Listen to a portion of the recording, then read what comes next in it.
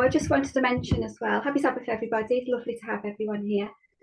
And I just wanted to mention that I can't really see my chat, so I don't want to be overloaded with message in the chat, but if you're too shy to speak, then put it in the chat and whoever's in charge, they can read it out. And also, yeah, please interact, have your thoughts, don't talk over each other. It might be best if you put your hand up and whoever's in charge watches that for me, please. Who's in charge? Is it you, Debbie, or is it Curtis or Magda? It's me. Wherever. Okay, thank you, Deb. So happy Sabbath, as I said to everybody. What I'm going to talk about today is something I was collecting notes on in 2020, and it might be a good time to share now. I'm going to touch on 4 things related to immigration or anti-immigration. The first one is the Aliens, Enemies Act and Sedition Act, which I've got here. You can read the book, can you, or do you need me to send a photograph into the forum? Sometimes it's very blurry with the board. I don't know if it's just me or... I'll send a photograph to the forum, all right?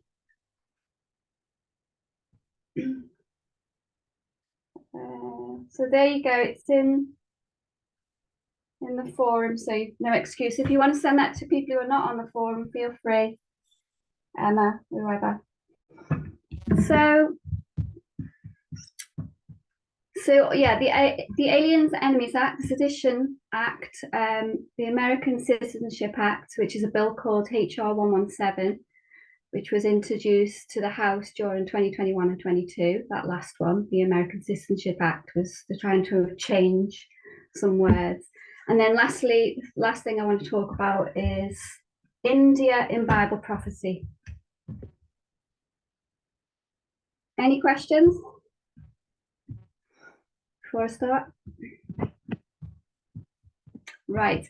So what I want to see what we can glean from these with regards to Trump, his issues with nationalism, his support for religious freedom, his ideology, of course, and his support for evangelicals, and his rhetoric, for example, with his bans he put in place against Muslims, and what to look for with what I'm going to talk about today moving forward.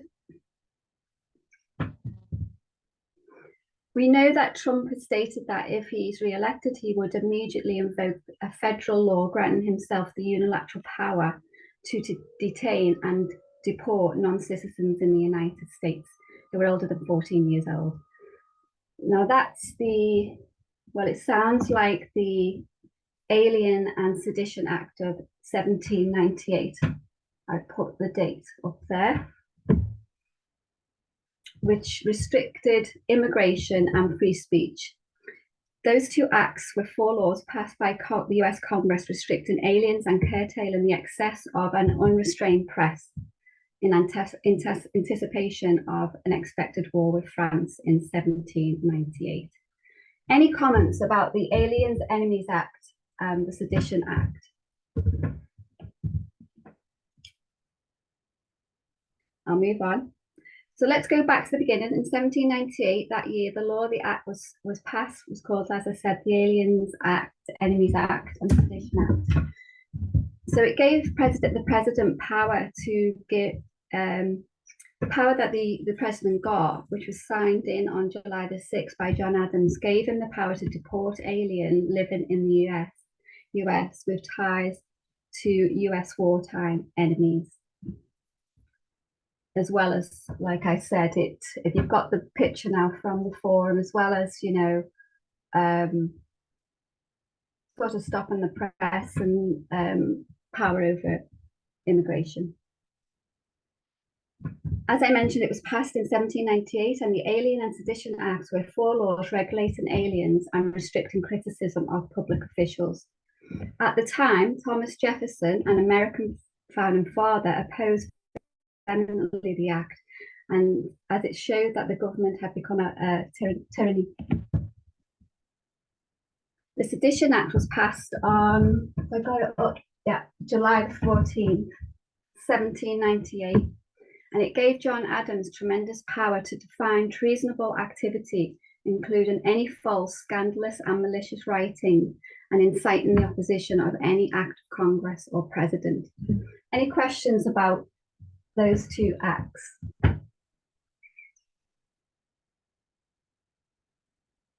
So what does sedition mean? Anybody know? We should know. Can't look in the chats, so it's best to unmute. So sedition means saying anything that goes against the government, and we know that Christ was crucified by the Romans for sedition.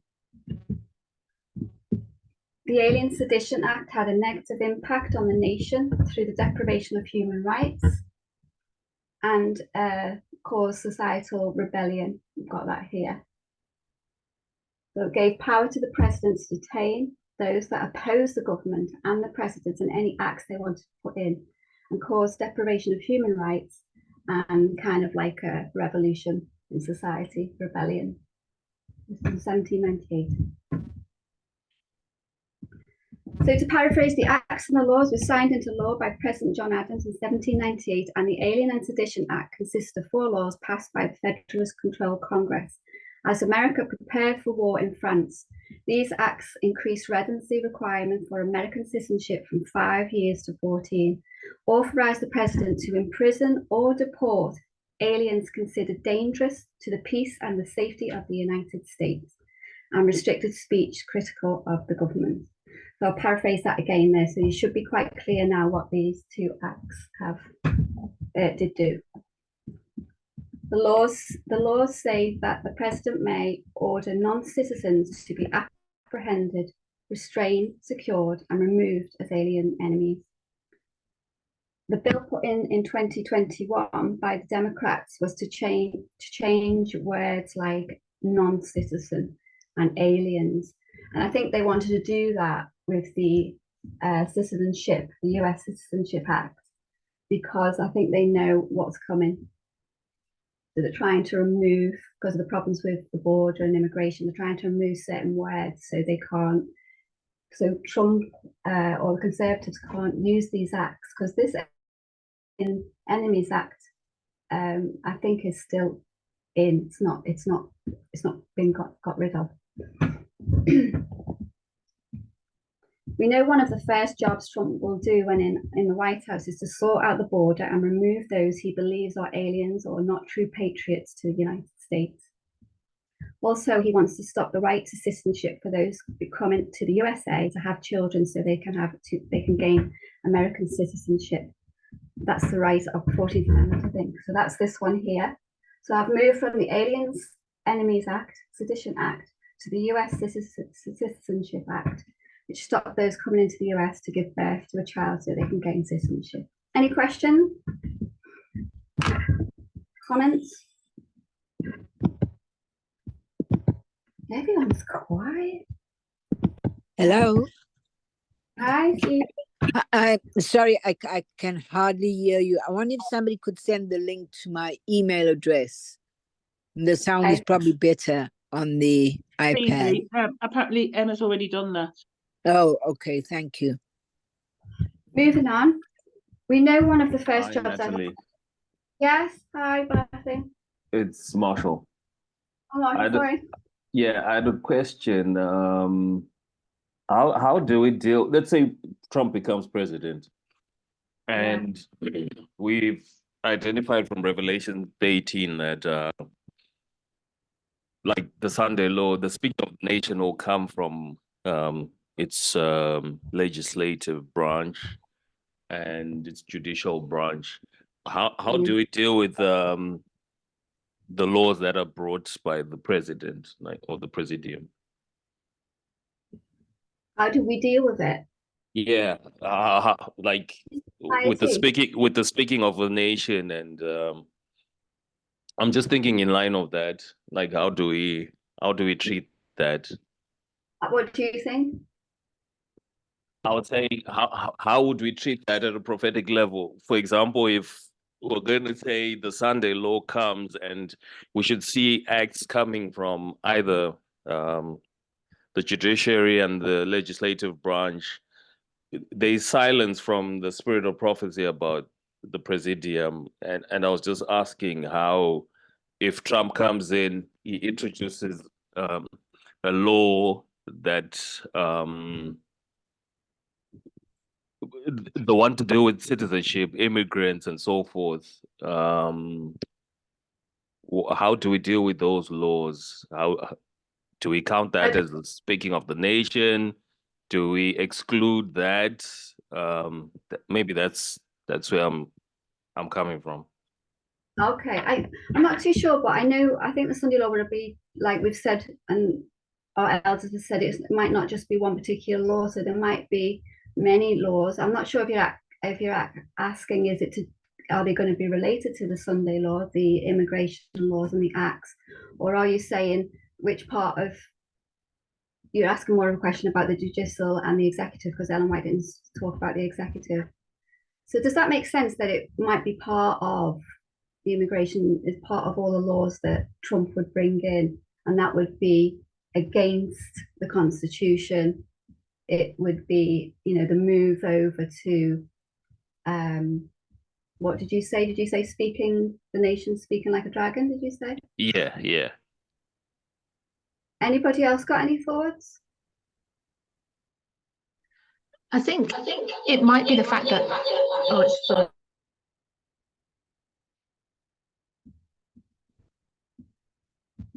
Anybody else?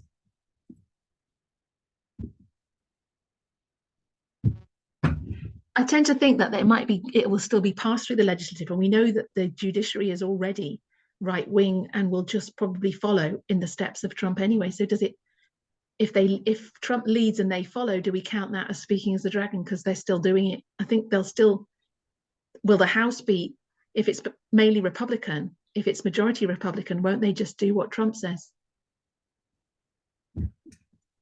Yeah. What you thought, Marshall?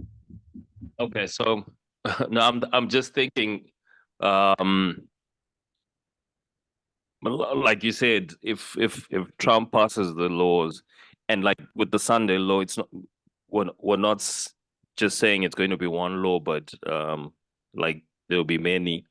From what I'm understanding from this discussion is, even the laws or the acts that come from the president, we can include them together with those of the judiciary and legislative branch. We can't exclude them. Would we say that the judiciary is already speaking as a dragon from what they've done? I'm not sure. You just haven't filled the cup. Yeah. Thanks for your questions. Good to have interaction. Curtis has got his hands up. Oh no, that's okay. Thank you. Okay.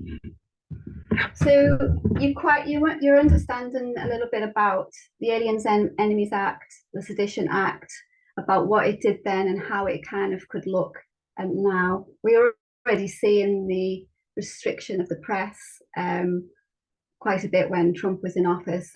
We know he's kind of above the law. He thinks he's above the law. We see the deprivation of human rights, and we see the rebellion with January the 6th. So we've seen a lot of this already, but it's only going to get worse. And we know the Citizenship Act, regards to the 14th Amendment about having children just to gain citizenship, that's going to be probably taken away if Trump's in. So what I want to do now is move on to India in Bible prophecy. So I want to see if we can glean any insight from India, which is the biggest democracy in the world, or was. And I'm hoping we can glean from India what's happening currently, what's happening in the United States, and what will happen in the future. So in 2020, when I was doing studies, I'd already saw the implication of those acts we've just talked about. However, in 2020, I started researching into India. I think it was due to a comment Elder Paminda made in Portugal presentation. I'm paraphrasing what he said, that maybe we could glean some prophetic insight from India. So I went off and studied that. So I started to look at what was happening back in 2014 politically since the takeover of Prime Minister Modi. One of the first jobs or actions of Modi took when taken office was to amend the Indian Citizenship Act. So we've got it here, 2014, if you look on your photograph that you've got given. He amended the Indian Citizenship of 1955, which was regarding the subject of illegal immigrants who were Hindus, Sikhs, Buddhists, Christians from Afghanistan, Bangladesh and Pakistan, who entered India on or before the 31st of December 2014. 2014 is an important waymark. We should note that the Act did not mention Muslims due to Modi's nationalism. Modi is known to be nationalistic and only wants Hindus and those who believe his religious ideology to reside in India. So what I want you to start to do is to see the similarities of what went on in India before what's been going on in America, because I could see this way back in 2020. What Modi has done since in office is quite interesting. Straight away, as I said, in 2014, he amended the 1955 Citizen Act and again amended it in 2019. But in 2019, he amended it on a religious basis for getting citizenship, which is contrary to India's constitution, the 14th Amendment Act of 1962.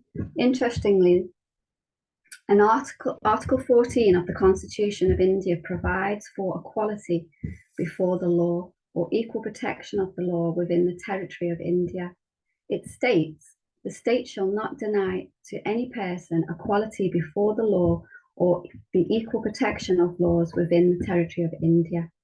However, we're seeing with Modi, he's denying citizenship to those that don't fit his nationalistic criteria, which goes against the Article 14 of the Constitution.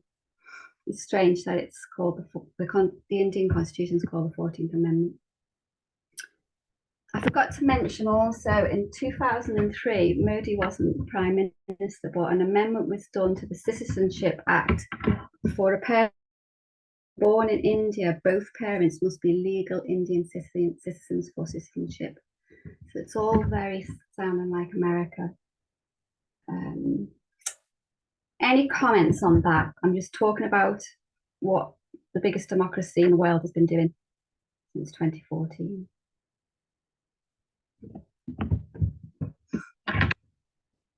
Okay, we should know that Modi has been sowing division between the Hindu majority and the Muslim minority since he has been in office, and at times this has turned into great violence and unrest, much of which has been suppressed by not allowing the press to publish things, but a lot has been shown on social media by regular Indian people.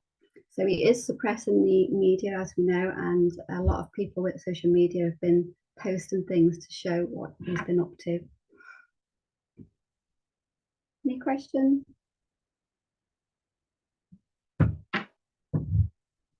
If you look into India's past, the xenophobia reaches crescendo around 1970s, late 1980s, the late 1970s, 1980, with the arrival of tens of thousands of Bengali refugees, both Muslim and Hindu, during the Bangladesh Liberation War.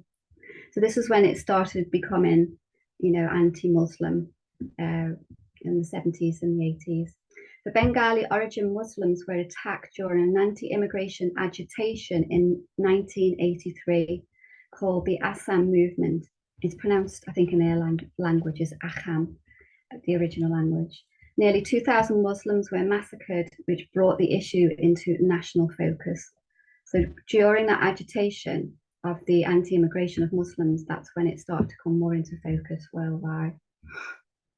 So we see a long history of nationalism, but under Modi, it's exploded. Any comments?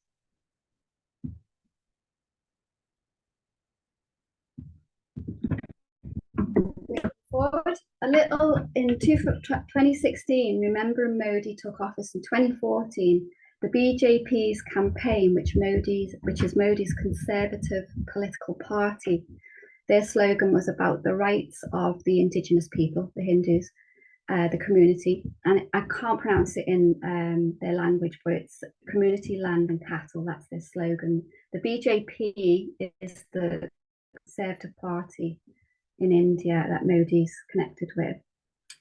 The BJPs came into power. When they came into power, they started playing the Hindu supremacist card, and the BJP's leader have publicly called Muslims Bangladeshi infiltrators, saying they should be sent back, while defending and granting Bangladeshi Hindus citizenship on the grounds they face persecution. Any comments? Has everyone fell asleep? I know I'm reading a lot, but I try to keep it short, but I need to. What I mentioned.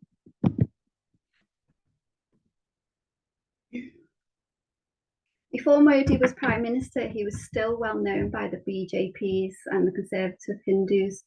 I think before 2014, Modi started to be involved with building concentration camps, or what would be called immigration camps.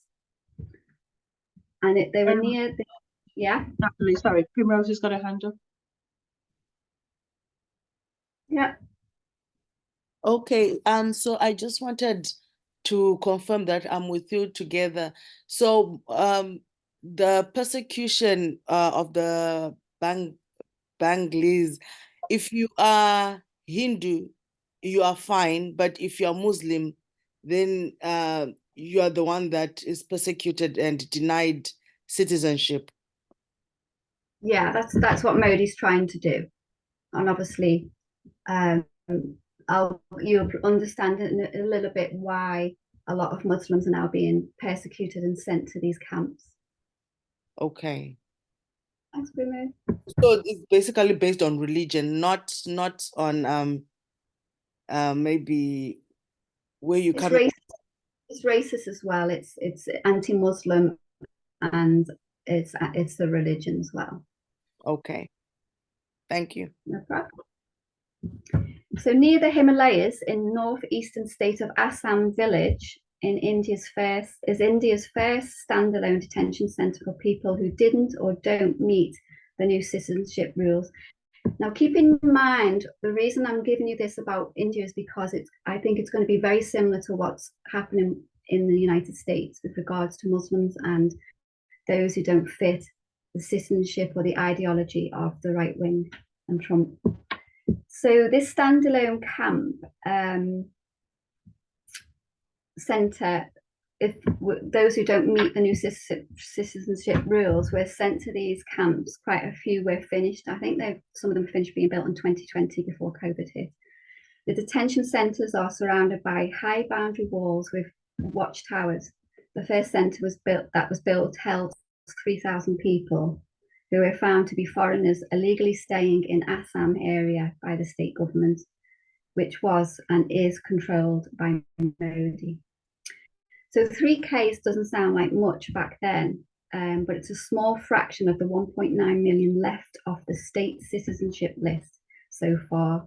This was in 2020, so it's a lot more now. So what India's doing is they've got the governments in all different areas of India going through and trying to find people who don't have the citizenship or don't meet the citizenship rules, and they're sending them to the detention centres or telling them to go and get their certificates and so forth.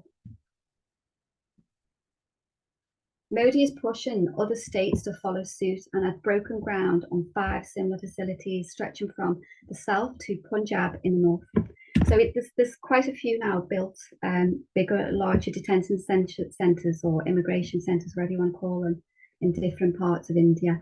These detention centres are the front line of a widening battle across India that could see citizenship revoked for millions of people, especially Indian Muslims and women. A nationwide protest against a related religion-based citizenship law show the high stakes for Modi, who was facing criticism for focusing and elevating the role of Hinduism.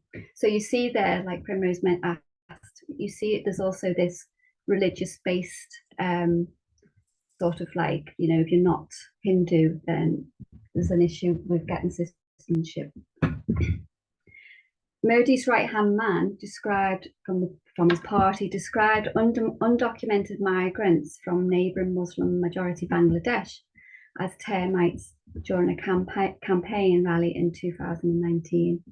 Modi's government in 2019 passed the Citizenship Amendment Act, as I've put here,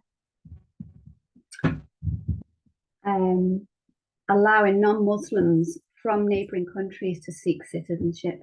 So he excluded Muslims, and he didn't even put it in the act, didn't even mention them. This sounds, I think, a lot like Trump's rhetoric and past behaviour. Any comments, anything you're not understanding about India, Modi? Steve, got a hand up. Yeah. Hi, Cedric.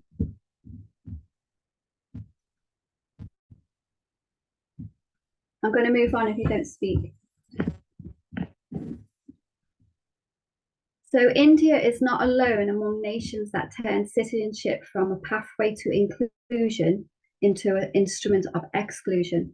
We could look at, I might pronounce this wrong, Myanmar's treatment of its Rohingya population, which actually led to genocide case in The Hague. The Hague is the highest court, it's in Holland.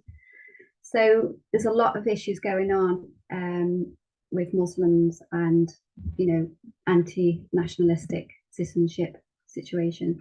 What began in Assam and was extended to the rest of India is a significant threat to what has often been described as a foundational right to citizenship. Sorry, can I talk now? It's only because I couldn't find the microphone quick enough. No, I just wondered, so if he's left, you know, a lot of the Muslims out or just been really racist towards them, what was the initial thing in the first place? I mean, I know you said it was religion and racism, but was that originally from the past? Good question, Cedric. I'm going to come to that now. Okay. Let me know if I don't answer your question, okay? Right. As we know, Modi has received international support for his government's hardline actions. We saw this, I think, with ex-President Donald Trump in 2020 when he was declining to discuss the citizenship law in New Delhi while visiting when he was president. While he was there, in India's capital, in New Delhi, had deadly protests which erupted just kilometres from where the two leaders met. But when pressed on the new law by journalists, Trump replied, "I want to leave that to India." We can hear Trump's isolationist rhetoric right there. India's citizenship drive, women are more vulnerable to exclusion. Many are illiterate and don't have documents in their name to establish blood ties with their families. It costs more money and time to track down documents, and gender discrimination is commonplace. Men are often have identity papers while many women do not. And this is quite tragic because if the husbands die or male family members, what's happening now is these women can't find these certificates for their citizenship, and they're getting put in these detention centres. Natalie, Brian's got his hand up. Yeah, Brian? Hi. Hi.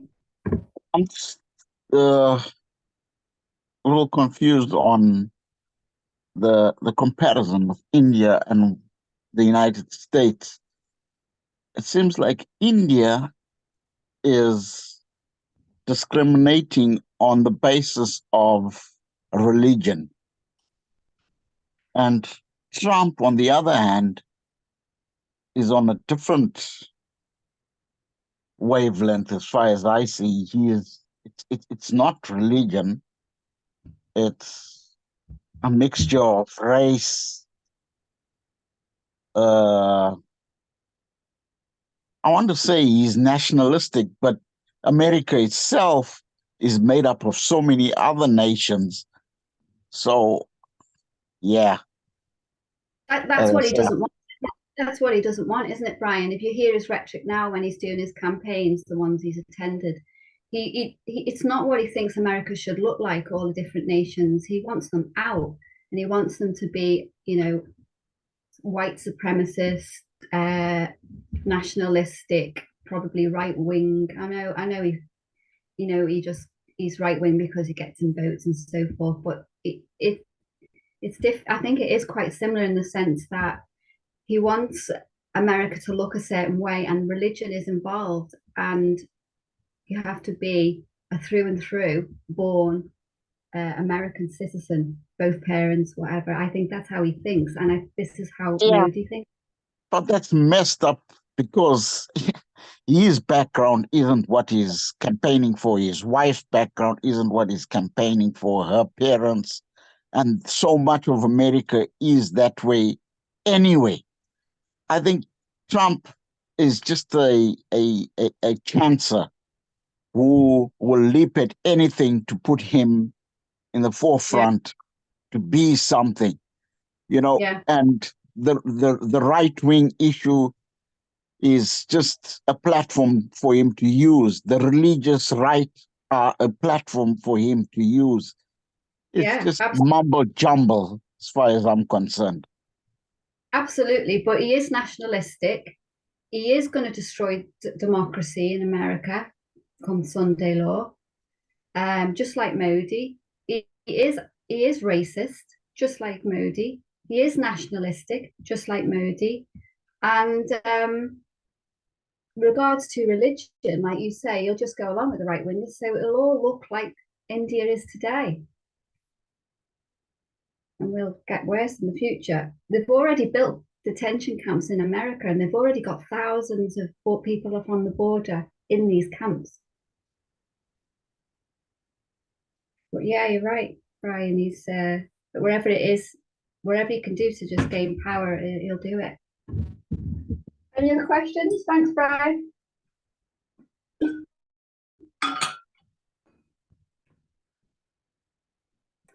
In an article that I read, I noticed that women were also losing their babies while being in these detention camps. One woman explained, "I lost my baby while in camp when she was 7 months pregnant. She was not included in the citizenship list. That's why she was detained in the camp." So these camps also don't have good hospital facilities. There's a lot of women and children also in them, Muslim women and children who were born in India, or maybe they come from Bangladesh or Pakistan. So Modi and his nationalistic party, BJP, have their election coming up in May 2024 and are expected to win the third successive victory, capitalizing on a booming economy and Modi's sky-high ratings. But this comes against the backdrop of intolerance to minorities. Two concerns some have for the future with Modi is his pressure he puts on independent media, like Trump, undermining the courts, like Trump. He has even suborned an independent government agencies and even prosecuted Congress party leader Rahul Gandhi on dubious charges, some say. Some are also concerned about the arbitrariness around civil liberties, which has increased and signified in a loss of independence of the Supreme Court and the judiciary. Sounds like Trump's future issues to me. That's what, you know, Modi is very similar.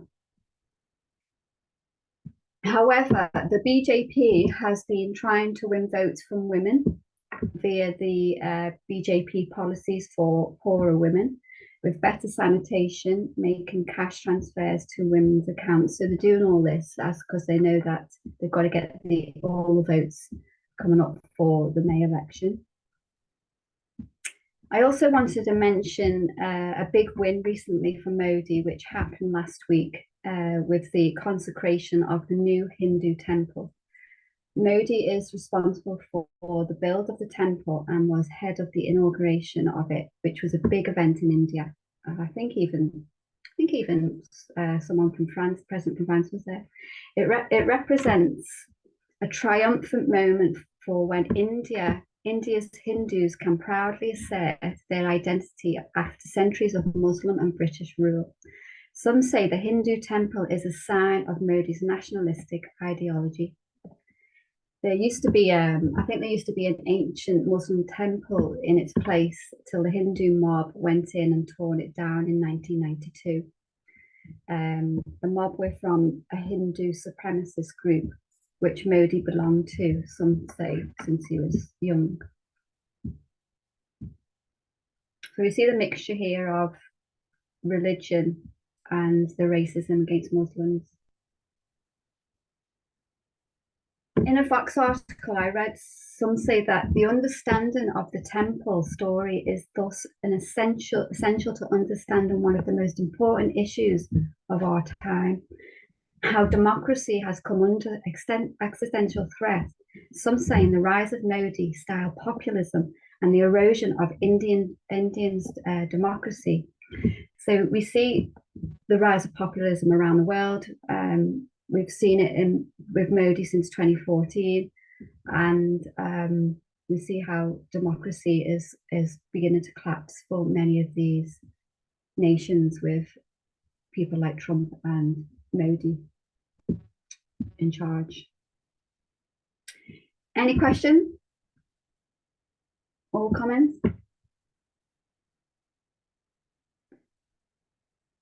In evaluating India or Modi's democracy, we have to hold two thoughts at the same time in our head. Firstly, Modi and his agenda is popular with the Hindu majority, so he's very popular in the country for Hindus. Secondly, this popularity has given him room to pursue his ideological agenda, which perils the long-term viability of democracy. So we could compare that with Trump in how popular he is. We know he's very popular in America now, and how it will enable him and his agenda and his ideology. Lastly, with regards to the way Modi's Conservative political party won in 2020 Legislative Assembly election, they used deep fakes.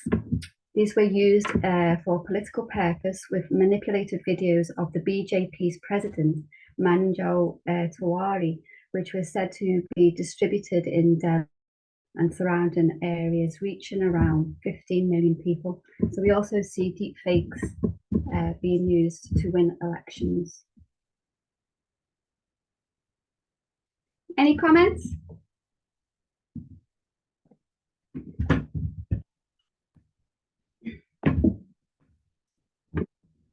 So lastly, I'm going to quickly mention, as you've got on the photograph, another Prime Minister and their antics.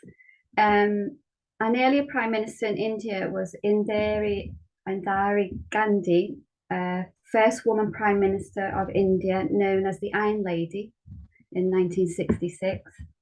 During her presidency, there was a state emergency. So she closed down the government, got it here. She closed the government.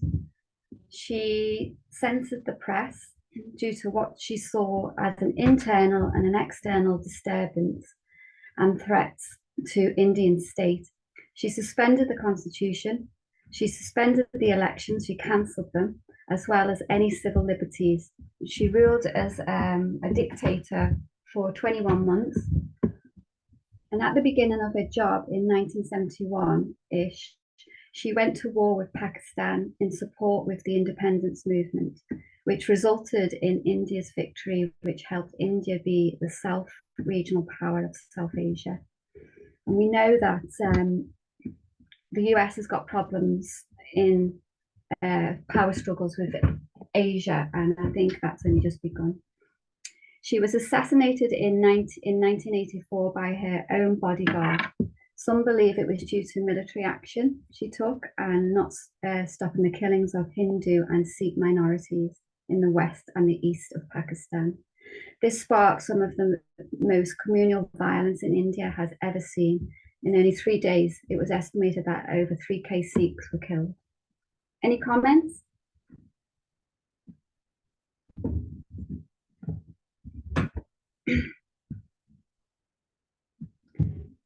Right then, I'm going to summarise. If you've got no questions, everyone's being very quiet. So I'm going to summarise and we will be finishing early.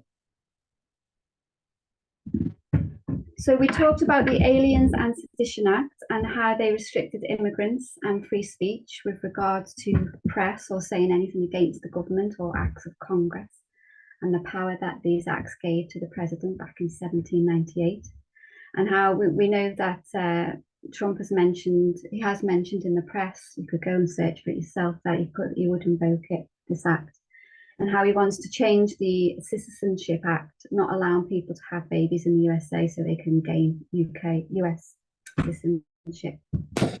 Then I just talked about Modi and how he has done similar things with the Indian Citizenship Act in 2014, excluding Muslims due to his nationalism and religious ideology.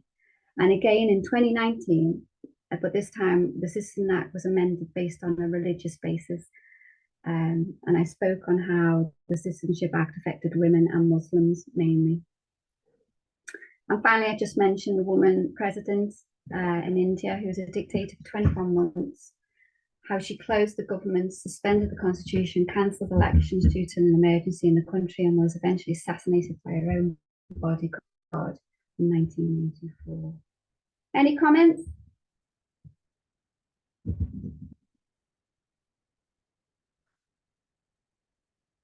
That's it then. Thank you so much. I'm going to kneel and pray if you want to kneel with me. I think Primrose has got a hand up. Who, sorry? Oh yeah, hi, Primrose. Natalie,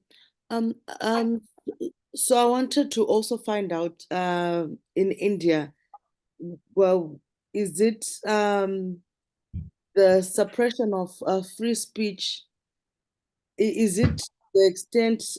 Is it similar to that in the United States of America, where Modi's government, or his government or his policies are affecting a free speech in terms of maybe if anyone wants to defend or go say something against the acts he has been passing? Yes, absolutely. Are there accounts where maybe the media was repressed or imprisoned? Yes, absolutely. I think there's been lots of that. You can find it in the press. Those who have been talking about how Modi suppresses the press and also punishes those who are in opposition to the BJP, the conservative movement, political movement that Modi's connected to. So yeah, and there's a lot of disinformation, and I've told you about the deep fakes, and also how Modi also has taken someone, I think, I can't remember what I said now, back to court. So yeah, there's a lot of similarities to the USA about suppressing the press. And also now, I remember Elder Paminda, like you said, that he mentioned that India was one of the biggest democracies. So what impact does it have, or maybe world on a world view, on the world politics? India being, what does it mean that India is the biggest democracy, maybe to start? Because I remember he once mentioned that, but I never settled into it to say, okay, what does it mean it's the biggest democracy? Does it mean that it also is going to set a pace for what's happening, or is it following behind America? Do you No, I think it's setting the pace, because this is a lot of this I've been watching since 2020, 2019.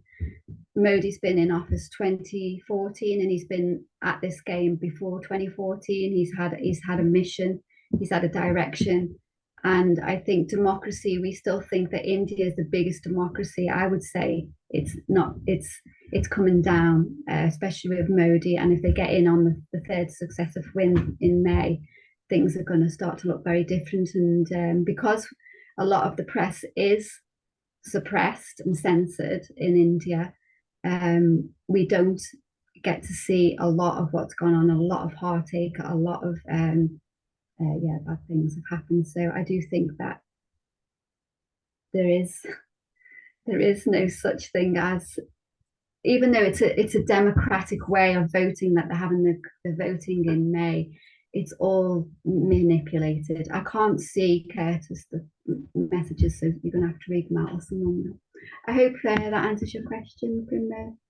It's not, they're not, US is not following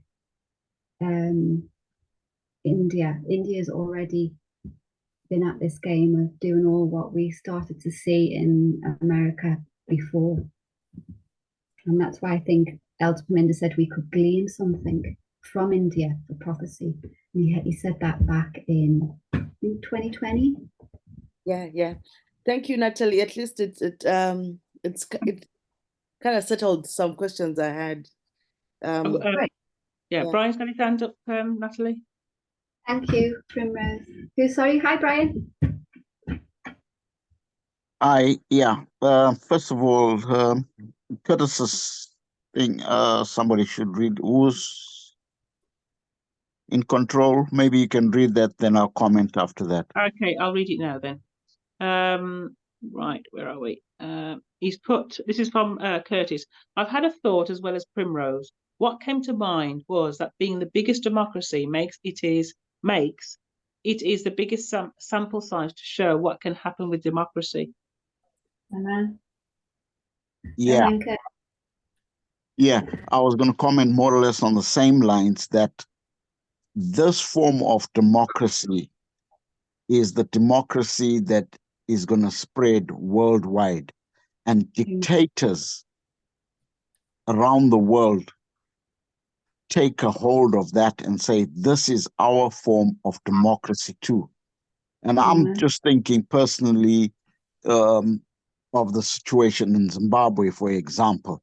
Robert Mugabe, a pure brand nationalist, would, if he was alive, jump at this and say, this is what we're talking about. This is our form of democracy. You know, I remember in several speeches him saying, who are you, saying to Tony Blair and whoever was president in the States those days, who are you to teach us democracy? We have our own form of democracy. So with what is going on in the world, and with Modi being the biggest democracy, him doing as he pleases, just as long as he has elections, that makes him the biggest democracy, just because he has elections. So it's something that's going to happen around the globe, especially this year. Yeah. It's a really good point to bring up, that was, because this is the new democracy that we're seeing. It's a joke. Yeah. Yeah, Brian, I don't know what's going on. What's the democracy look like in Africa now then? Yeah, it's exactly what we're talking about. As long as you have elections, that's it. Yeah. You're a democratic country. Yeah. Kind of saying Africa is a big place. Yeah, but if you follow all the elections in Africa, it's more or less the same thing repeated over and over again. Dictators having their own way. Yeah. And that's what is being born around the world. Dictators are coming back in through democracy, so to speak. So nobody can challenge them at all. Yeah. And how they're working on the people as well, and how Modi's worked on, getting this temple built. He's the whole of India is in an uproar. Like, oh, this is fantastic. We've got our temple back, and the way he works to get votes and to get his ideology in is incredible. Somebody read the messages for me, please. I see them popping. Can I say something? Primrose says, even the elections are not free and fair. It's called democracy. Yeah. Yeah. Cedri, you got your hand up?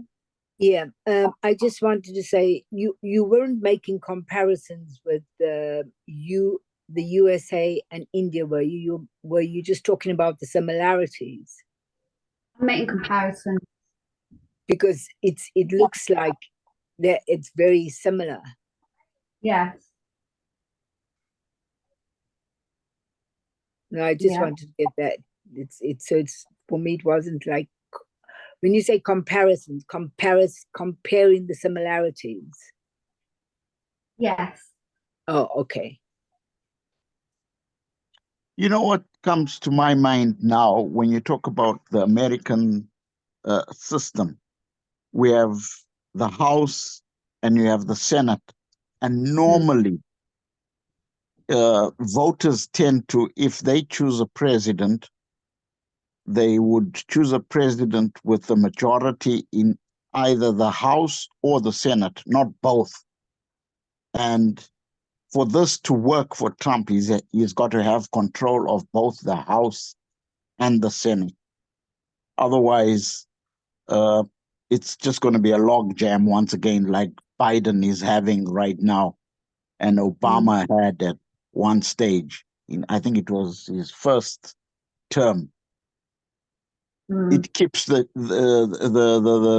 administration in check. There are checks and balances, so that you don't have the situation that can arise, that we are expecting to arise, where you can have a dictator. A dictator needs control of both the House and the Senate. He already has the judiciary. Yeah. Yeah. Right. Yeah, so it's setting up to be quite a thing, I think, this election. And unfortunately, I was just reading yesterday, it seems like Biden's appeal to the nation has slid so many points more because of the way they've handled the Israeli Gaza thing. A lot of the Democrats are not happy with him at all. So, yeah, he's going to lose both houses and the presidency. Thanks, Brad. Emma? Or Curtis? Yeah, I just wanted to say that while the point was made that in a lot of African countries there's like a charade with regards to free and fair elections, and even though they act like they're free and fair, they're not, and so you end up getting actual dictators.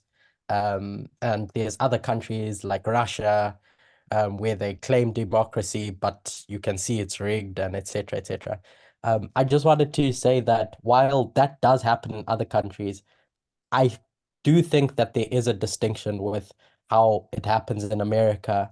And one point that makes this evident to me is that when we read Revelation 13, I think, and it talks about the people, making an image to the beast. It comes through this democratic process that is free and fair. It's the people voting for Trump in through free and fair, or maybe not Trump, whichever Republican president it ends up being, that put this king in place, much like the Israelites who cried for a king. And so the beast gives them what they want. So I think there is this distinction. While it looks similar and this dictatorship is there, it's different. Sorry, but there will be similarities with obviously the dictatorships around the world. Yeah. Well, with India, Curtis, the people are put Modi on the throne, shall we Yeah. say? Mhm. Especially with the temple and stuff now. He's just solidified that. If he doesn't get through in May, I will be shocked, because this temple has really set the stage for him. The people are elated by him. He's a god to And them. that's what the point that I was making in the chat about when we say that India is the biggest democracy, you know, like what point are we making? Yeah, it is the biggest, but what's that showing us? And I think that's what's showing us is that at such a large scale, you can see what happens when people buy into the idea of Yeah. someone who has an incorrect worldview, and you can end up coming to the end of the world through, I'll say, legitimate means where people buy into the propaganda that's spread by that person who's being voted in. Yeah. Emma? Yeah, I was just a slightly different point perhaps, but I was just looking at the history of the Alien Sedition Act, and I think you mentioned this, it was only in place for a couple of years, but and then it was kind of overthrown, but not all of it was apparently, and then it was invoked in World War II to show that they could put Americans of Japanese descent into internment camps, because there was that huge fear of the Germans and the Japanese now. So it seems like, and it also, you said, I think it was put in place because of the threat of the French invasion. They thought France was going to invade, and they used that. I don't know if they used that or they really thought it was a threat to restrict immigration. And so it seems like when the country's under threat, and when you talked about India, you talked about, I think, the war in Bangladesh and the refugees, and then Pakistan. So it's in these war situations where people are coming in, either attacking from the enemy or they're fleeing from an enemy, and you don't want them in there. That sparks these kind of acts off. And I was wondering if we think there's going to be some more external reasoning, or whether Trump needs any external reason to invoke the act. He's saying he's going to do it anyway, whether he's going to say we've got a threat from Muslim terrorism, or whether there's going to be some incident which makes people go with the leader. Because I don't know how many people, stood up against that in World War II, but there was probably a huge fear of the war and everything, and everyone's, people are being killed in Europe, and these people are the enemy. Let's put all these Japanese people in internment camps to protect ourselves. So if people have got that kind of mindset, it plays on human fear. They're just going to go with the leader anyway. And so there's all reasons why people are going to follow the leader. But it seems like it's war that sparks those acts off, and that allows people to, because you think on a human level, why do people want to treat people like that? But it's always ultimately about protecting oneself. And I think when we see that this just appeals to the natural heart, because the natural heart is selfish, nationalist, sexist, racist, because everything that's not like me is not normal and not nice. And so that's going to get stronger as if we think about the spiritual warfare going on and the Holy Spirit being withdrawn. People are just going to go with the natural heart, which is protect my own. And that on a family level and on a national level. And so it's whatever the majority says. And if I'm part of that majority, that's fine. If I'm not, well, we're going to stamp on those people. And that's just the human condition. So it seems it's kind of a reflection of that in the world at large. And the other thing I was thinking is I think when Curtis mentioned that they want a king, I was thinking the same thing, how Israel was always influenced by the nations around them. That's why they apostatized every time, that they're following the practices of the nations around them in polygamy, idolatry, wanting a king. So all these other nations around us who are secular and who are supposedly democracies, they're influencing the politics of the rest of the world. They're influencing America, who is supposed to be the glorious land in that sense, or that mindset's influencing. Yeah, and when you mentioned about war, I mean, it may look different. That's why they put in for this change in 2021, 22, the Democrats, because this, even though in 1798 they were anticipation of expected war with France in 1798, this can change to Muslim terrorists, or just people who are, like you say, who are threats to the country. So these words can be tweaked, and he will use that act against them for his own cause and agenda. Doesn't have to be war, literal war.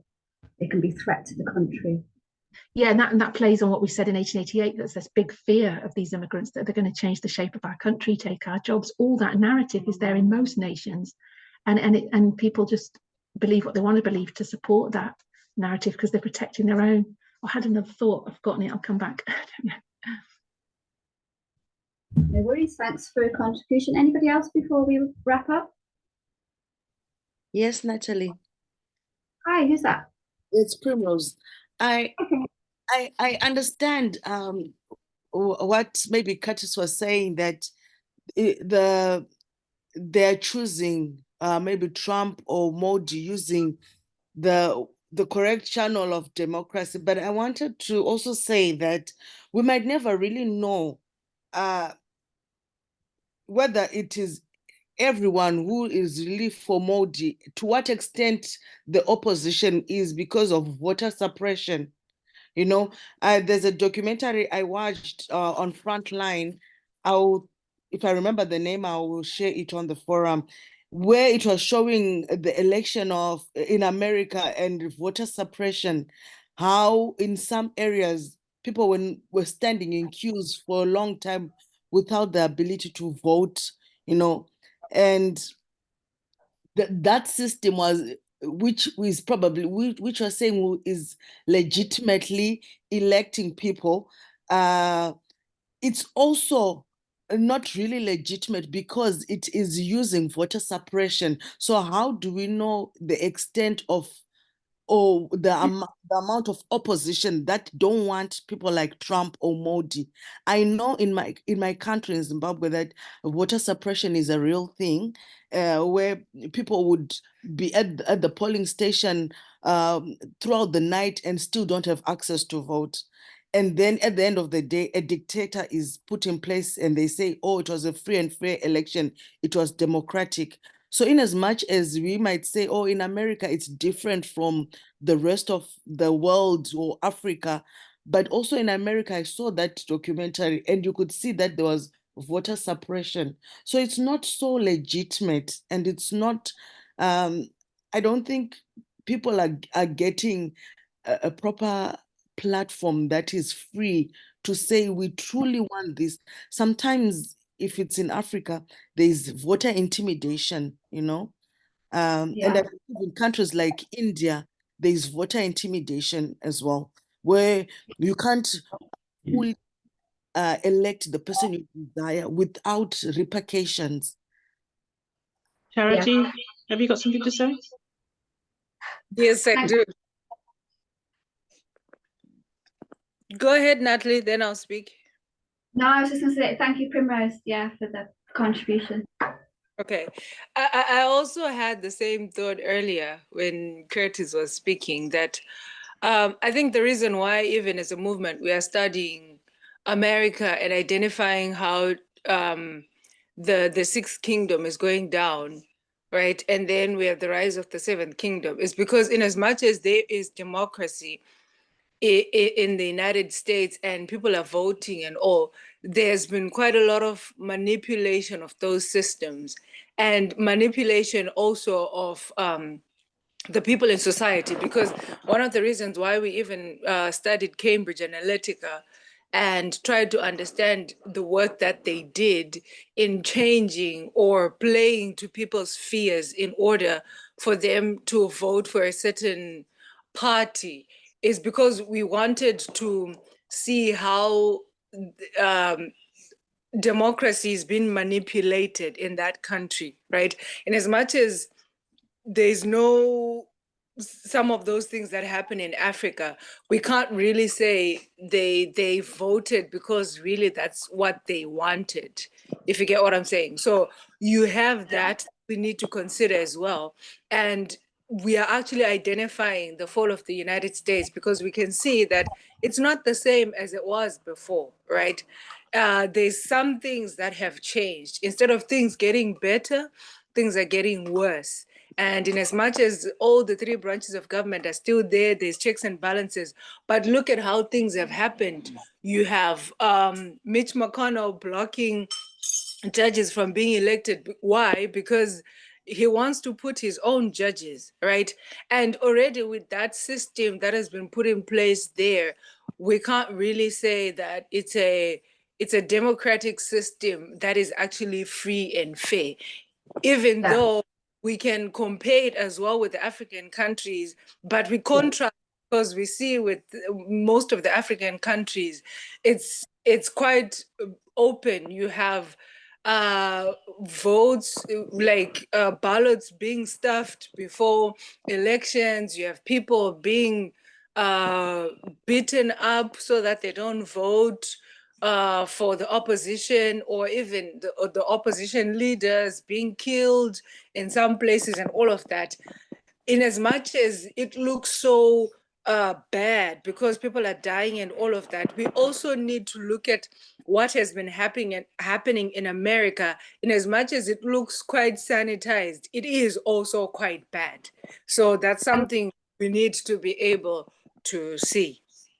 Thank you, Tracy. I just want to read some comments. I just want to read some comments. Bear with me. In the chat. Right, it says Curtis, the whole concept of electoral college is flawed. I was just making a point about the system being hijacked and manipulated and how democracy can lead to bad outcomes. Brian, Trump has said he wants to get rid of postal voting. Richard, it's a global system in place as the papers in the form of a new democracy. Primrose, have you got to say something? If I can just take back the presentation, and last thing from Primrose, if she's got to say anything, then I'm closing. Thank you. Oh, sorry, I think I forgot to lower my hand. Sorry. Please. Thank you all for your contributions. They were really, really good and helpful. And the latest ones as well from Curtis about the electoral college. Good point. Thank you all so much. It's been lovely to present to you. It's nice when you get involved, and it makes me think when I hear your opinions as well about further into my study of what I've mentioned. Thank you so much. What I'm going to do now is say a prayer. If you want to kneel with me, you want to turn off the recording.